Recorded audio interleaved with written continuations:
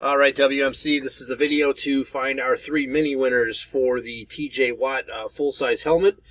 We will check the time January 21st at 8:40 p.m. We're going to go over to the mini and type live. And we have January 21st at 8:40 p.m. There's the list of our 20 entries. We're just going to randomize your names, and then the top 3 spots will win spots in the main. So we need a dice roll of 5 or higher. There's 8.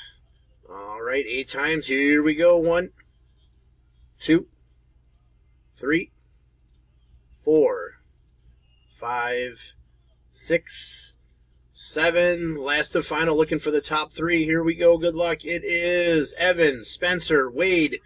So, Evan, you will have first pick of 5 spots in the main. Spencer, you'll get 3, and then Wade, you'll get the remaining 2. There is our verification code, our timestamp, once again, January 21st, 8:41 p.m. That's it, guys. Thanks.